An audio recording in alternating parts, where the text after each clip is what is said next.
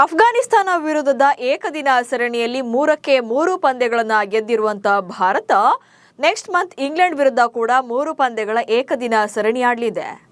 ಈ ಸರಣಿಗೆ team announce ಆಗಿದ್ದು ಬಿಸಿಸಿಐ ಬಿಗ್ ಟ್ವಿಸ್ಟ್ ಕೊಟ್ಟಿದೆ.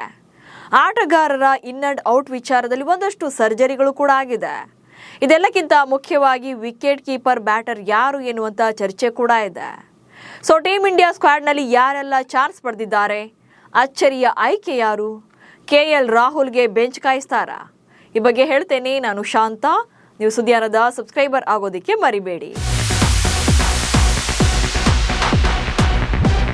ಜುಲೈ ತಿಂಗಳಲ್ಲಿ ಭಾರತ ತಂಡ ಇಂಗ್ಲೆಂಡ್ ಟೂರ್ ಮಾಡಲಿದ್ದು ಅಲ್ಲಿ 5 ಪಂದ್ಯಗಳ T20 ಸರಣಿ ಹಾಗೆ 3 ಪಂದ್ಯಗಳ ಏಕದಿನ ಸರಣಿ ಆಡಲಿದೆ. ಜುಲೈ 1ರಿಂದ ಜುಲೈ 11ರವರೆಗೆ T20 ಸರಣಿ ನಡೆದರೆ ಜುಲೈ 14ರಿಂದ 19ರವರೆಗೆ ಏಕದಿನ ಸರಣಿ ಶೆಡ್ಯೂಲ್ ಆಗಿದೆ. ಈ ಏಕದಿನ ಸರಣಿಗೆ ಬಿಸಿಸಿ 15 ಸದಸ್ಯರ ಬಲಿಷ್ಠ ತಂಡವನ್ನೇ ಅನೌನ್ಸ್ ಮಾಡಿದೆ. ಹಾಗೆ ಈ ಸರಣಿಗೆ ಕಿಂಗ್ ವಿರಾಟ್ ಕೊಹ್ಲಿ ಕೂಡ ಕಂಬ್ಯಾಕ್ ಮಾಡ್ತಿದ್ದಾರೆ. ಮೊದಲಿಗೆ ಈ ಟೂರ್ಗೆ ಯಾರೆಲ್ಲ ಸೆಲೆಕ್ಟ್ ಆಗಿದ್ದಾರೆ ಅನ್ನೋದನ್ನ ನೋಡ್ತಾ ಹೋಗೋಣ. ಇನ್ನು ಕ್ಯಾಪ್ಟನ್ ಆಗಿ ಶುಭ್ಮನ್ ಗಿಲ್ ತಂಡವನ್ನ ಲೀಡ್ ಮಾಡ್ತಾರೆ. ಸೊ ಶುಭ್ಮನ್ ಗಿಲ್ ತಂಡಕ್ಕೆ ಆಯ್ಕೆಯಾಗಿದ್ದಾರೆ. ಇನ್ನು ರೋಹಿತ್ ಶರ್ಮಾ ಹಾಗೆ ವಿರಾಟ್ ಕೊಹ್ಲಿ ಕೂಡ ತಂಡದಲ್ಲಿ ಅವಕಾಶವನ್ನ ಪಡೆದಿರುವಂಥದ್ದು. 2027ರ ವಿಶ್ವಕಪ್ ಟಾರ್ಗೆಟ್ ಹಿನ್ನೆಲೆಯಲ್ಲಿ ಏಕದಿನ ಮಾದರಿಯಲ್ಲಿ ಮಾತ್ರ ಆಡ್ತಾ ಇರುವಂತ ಈ ಇಬ್ಬರು ಲೆಜೆಂಡರಿ ಪ್ಲೇಯರ್ಗಳು ಈಗ ಇಂಗ್ಲೆಂಡ್ ಟೂರ್ಗೆ ಸೆಲೆಕ್ಟ್ ಆಗಿದ್ದಾರೆ.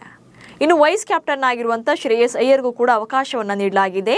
ಇನ್ನು ಕೆಎಲ್ ರಾಹುಲ್ ಹಾಗೆ ಇಶಾನ್ ಕಿಶನ್ ಇವರಿಬ್ಬರು ಕೂಡ ವಿಕೆಟ್ ಕೀಪರ್ ಕಮ್ ಬ್ಯಾಟರ್ ಕೋಟಾದಲ್ಲಿ ಅವಕಾಶವನ್ನು ಪಡ್ಕೊಂಡಿರುವಂಥದ್ದು. ಕೆಎಲ್ ರಾಹುಲ್ ಹಾಗೆ ಇಶಾನ್ ಕಿಶನ್ ಲಾಸ್ಟ್ ಅಫ್ಘಾನಿಸ್ತಾನ ವಿರುದ್ಧದ ಸಿರೀಸ್ನಲ್ಲೂ ಕೂಡ ಇಬ್ಬರು ಕೂಡ ಅವಕಾಶವನ್ನು ಪಡೆದಿದ್ರು. ಸೊ ಈಗ ಕಂಟಿನ್ಯೂ ಆಗಿರುವಂಥದ್ದು. ಜೊತೆಗೆ ವಾಷಿಂಗ್ಟನ್ ಸುಂದರ್ ಕೂಡ ಸೆಲೆಕ್ಟ್ ಆಗಿದ್ದಾರೆ. ಇನ್ನು ಕಳೆದ ಸರಣಿಯಲ್ಲಿ ಅವಕಾಶ ಪಡೆಯದೇ ಇದ್ದಂಥ ಅಕ್ಷರ್ ಪಟೇಲ್ ಈ ಸಲ ಇಂಗ್ಲೆಂಡ್ ಟೂರ್ ಮೂಲಕ ತಂಡಕ್ಕೆ ಕಂಬ್ಯಾಕ್ ಮಾಡಿದ್ದಾರೆ. ಇನ್ನು ನಿತೀಶ್ ಕುಮಾರ್ ರೆಡ್ಡಿ ಕಳೆದ ಸರಣಿಯಲ್ಲೂ ಕೂಡ ಇದ್ರು, ಈಗ ಕಂಟಿನ್ಯೂ ಆಗ್ತಿದ್ದಾರೆ.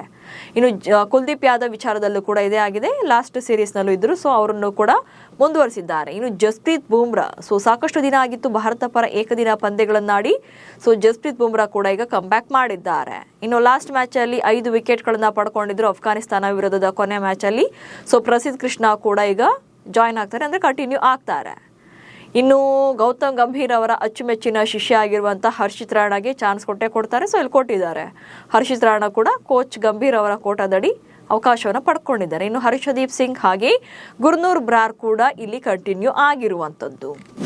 ಸೊ ಇಲ್ಲಿ ಕಳೆದ ಸರಣಿಗೆ ಕಂಪೇರ್ ಮಾಡಿದ್ರೆ, ಅಂದರೆ ಅಫ್ಘಾನಿಸ್ತಾನ ವಿರುದ್ಧದ ಟೀಮ್ಗೂ ಈ ಟೀಮ್ಗೂ ಒಂದಷ್ಟು ಆಟಗಾರನ ಹೊರಗಿಡಲಾಗಿದೆ.